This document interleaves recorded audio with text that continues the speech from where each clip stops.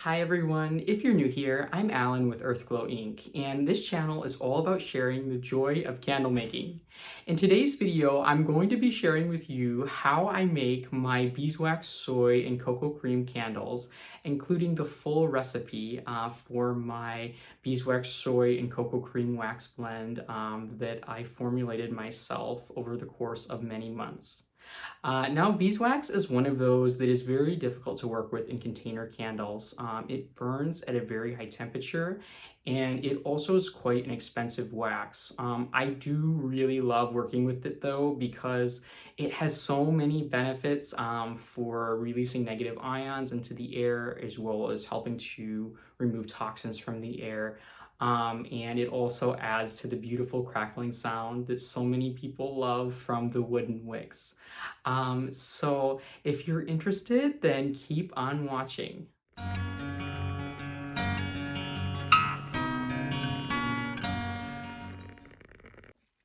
So the very first thing that I do is I just take my jars, and I get these on Candle Science. I actually tried to outsource them at one point on Alibaba, and the quality was not what I was looking for whatsoever.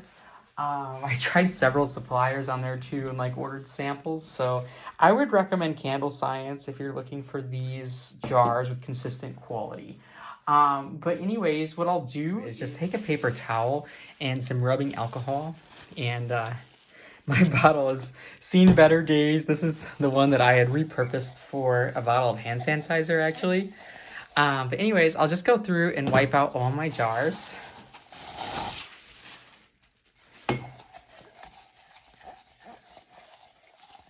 I'm going to show you a little trick for how I put my wicks into my containers. So I'll take the wick, and generally I will cut it with the wick trimmers to about where the candle would be full. And then what I'll do is keep a little template with one of these, and then take my other wicks and cut each of my other wicks to that same exact size. And that just minimizes the amount of work that I have to do once my candles are poured. So sometimes I won't get it quite right, and I'll have to go in and just take a second cut. Like that. It's kind of hard to show. There you go. So right about there, and I cut my wicks at an angle because it makes them easier to light. And this really saves a lot of headache later, because the least amount of trimming that you can do after you're done, the better with wood wicks. And then the next thing that I'll do is just take my cold rolled steel clips that I also get from the Wooden Wick Co. And I'll just put them into my wicks here. And then I'll take my Permatex clear adhesive sealant, which is how I adhere all my wicks. And they really don't go anywhere with this. And I'll just put a little bead like so, and press that into the center of my jars pretty firmly. And I'm using the 0.04 series from the Wooden Wick Co., and they are the 0.5 inch width. Now, sometimes I will use the 0.625 width. It really just depends on what fragrance oil I'm working with. I find that different fragrances can alter what wick I might choose by about 1/8 of an inch. The next thing I'll be doing is measuring out 66 ounces of my 464 soy. And just so you can see what that looks like, I do use the Golden Wax brand, and it comes in like a flake form. I'm just tearing out my scale.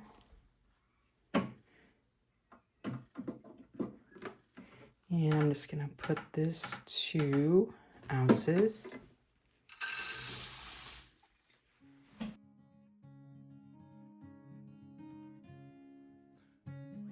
Set this one aside.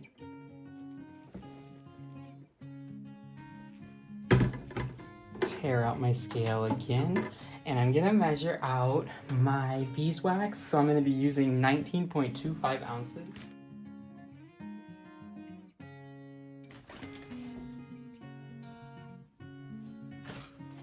Okay, and then I'm gonna add in my coconut oil. So I'll be using 11 ounces of coconut oil.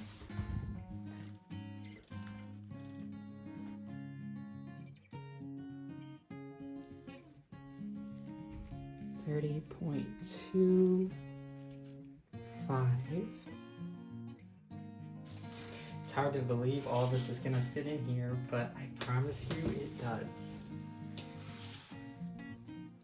So usually I just can fill it to about here at first, and then I have to melt it down a ways before I can add in the rest of the wax. And then just add in the rest of that wax once more has melted. And then I'm gonna add in my beeswax and my coconut oil. The beeswax will be the very last thing to melt. So I will be back when that melts down. And the next thing I'm gonna do is just shoot the temperature of my wax with this infrared thermometer. And I'm gonna give it a little bit of a stir before I do that so that I get a more accurate reading with the infrared thermometer. And we are at about 208 in Fahrenheit. And I'm gonna want this to get to about 210 with this thermometer, which I know is in actuality about 200 degrees. Because of the air margin on the infrared thermometer. While I'm waiting for that wax to heat up just a little bit more, I'm gonna tear out my scale here, and I'm gonna go ahead and take my fragrance oil, which is from Stone Candles, fantastic company, and I do use their fragrances on a lot of my candles for my luxury marketed blends. And this fragrance I actually use just straight as is out of the bottle. A lot of my fragrances I do blend to make custom unique fragrance blends, but in some cases when the fragrance is already so cohesive and complex, adding more components to it can actually ruin a beautiful thing. So we're going to go ahead and make our Paris candle, which is going to take 9.6 ounces of this fragrance oil. It's about 10% of the total wax weight. I'm going to go ahead and just pour that down my stick thermometer. This is a guilty sort of trick that I use. I should be using my glass stirring rod, but sometimes I will just use this. And I'm going to pour to 9.6 ounces.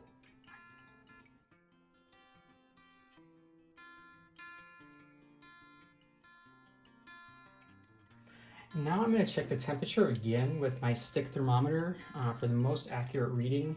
And the reason I do use the infrared thermometer is just because it's a lot less messy. Yep, and we are at the perfect, just above 200 degrees, so I'm going to cut the heat here. But I use the infrared because it's a lot less messy and super quick to get a good reading. Every time you use the stick thermometer, it's easy to get wax kind of all over the place, but I definitely do use it to get those really precise readings when I need that level of precision. So I'm going to let this wax cool down to 185, and that is the temperature at which I add my fragrance oil. And that temperature generally produces the best HT for this wax blend I found, but I do go slightly above that temperature so that my wax particles will almost like temper like chocolate. So I'm just gonna check the temperature of our wax again here with the stick thermometer. And it looks like we are at the magical number of 185. So I'm gonna go ahead and add in my fragrance oil. This is going to smell so amazing. It's one of the most magical parts of making candles. And then I'm gonna go ahead and stir this for 2 full minutes. And I do always like to stir for a full 2 minutes because it really helps the fragrance to integrate with the wax. I know there are some wax types that you can get away with stirring for less time, but this wax blend definitely will produce the best overall hot throw if you stir for a full 2 minutes. And sometimes I'll even stir for 3. Okay, so I'm gonna go ahead and let this wax cool to about 135 to 145 in Fahrenheit, and that's the temperature that I like to pour these candles. The beeswax, if you pour it too hot, will actually end up shrinking, and you'll end up with some space between your jar and the wax. So this can still happen, and it often still does happen, even at a really low temperature.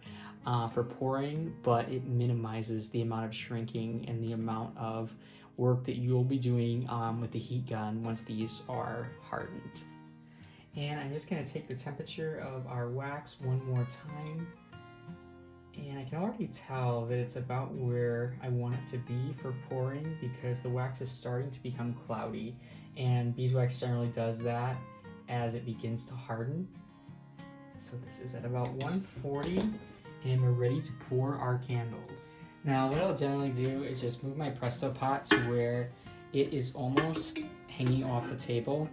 And for my soy candles, when I'm making hundreds of them at once, I'll use my DG Boil, which can literally hold 45 pounds of wax, and I have a whole setup for that that's a bit different. But for these ones, I still do use the Presto pot just because this candle line is newer to me, and I feel like I have more precision as far as being able to control temperatures with all these different waxes in this pot. All right, and I'm just gonna get my paper towel ready here as well. Try to keep a paper towel off to the side and just pour straight over the wood wick. Just slow and steady. You can always come back in later to top these off.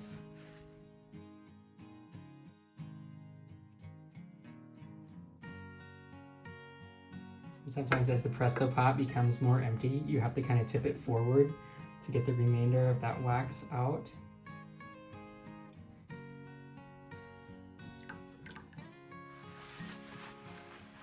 And just pouring straight over the wood wick.